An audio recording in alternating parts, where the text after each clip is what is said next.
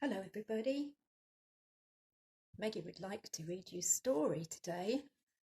She'd like to read you a little one about Ginger's adventures. There he is. He's a little doggy who lived on a farm. We may not get through it all. We'll do two parts, maybe. Okay, Maggie, are you ready to start? Yes, she says she is ready to start. All right. Okay.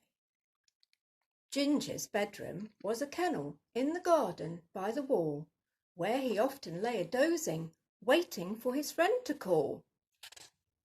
Little Tommy, Ginger's neighbour, called for Ginger every day, took him out in wind and sunshine, out across the farm to play. There's little Tommy.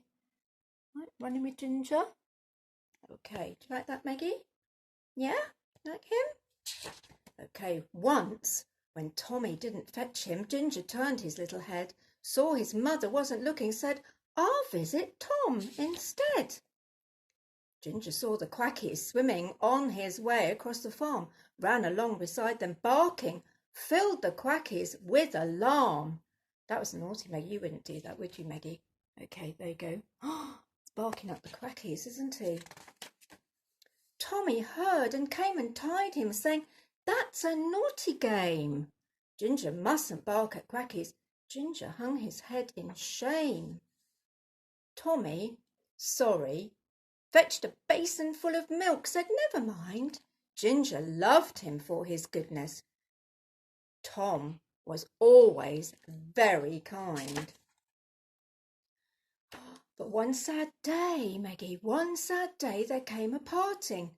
Ginger was to go away, right away to live in London, no more on the farm to play.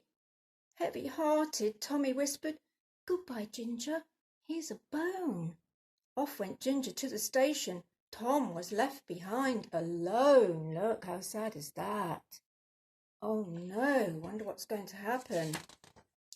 Ginger, lonely in the cage box, trembled as the train began, lay there whining, broken-hearted in the gloomy luggage van. Sorrowfully in the garden, Tommy waved a last goodbye to the train upon its journey, clanking as it puffered by. Oh, dearie me. Up in London, on the platform, Joan was waiting, dressed in red, heard him whining, came and found him. "Hello, Ginger, dear," she said. Then she fastened on the collar, took him out along the street. Ginger found it very different, thought, "What funny dogs to meet." Ginger found his life in London very dull and much too good, sitting on a silken cushion like a little dog of wood.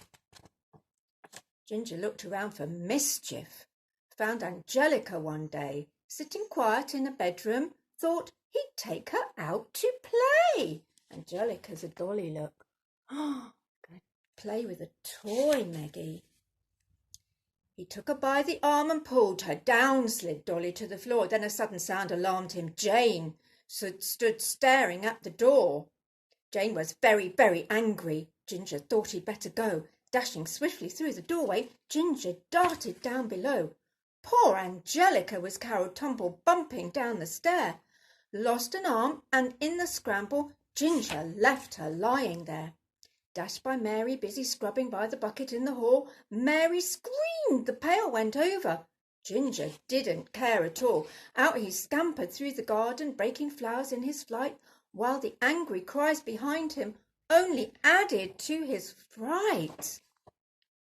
Till at last he reached the tool shed, thought, "It's very dark inside. Joan and Mary wouldn't find me. It's a splendid place to hide."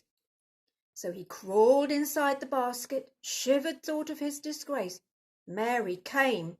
Alas for Ginger, she had guessed the very place. Mary took him by the collar, saying, "Sternly come with me," dropped him in a box and added, "Stay in there till after tea." There he is, he's going in the box. Poor Ginger. Wonder what's going to happen. Ginger longed for little Tommy, longed for days that used to be, when there were no dolls and cushions, when the hours were glad and free. Then a great idea struck him. Then he made his splendid plan. I'll escape and go to Tommy. Out he leapt, and off he ran. Through the garden, through the railings, out into the busy street, through the city, through the country, onward went his flying feet. So at last he came Happy Ginger down the well-remembered lane to the farmhouse. Tommy hugged him. You shall never go again. So the friends remained together, friends for ever and a day, going out in wind and sunshine, out across the farm to play. Yeah, it was nice, wasn't it? There he is. He found Tommy again, didn't he? That was a nice story, wasn't it? Okay. So thank you, Maggie, for telling us that story, and thank you for listening.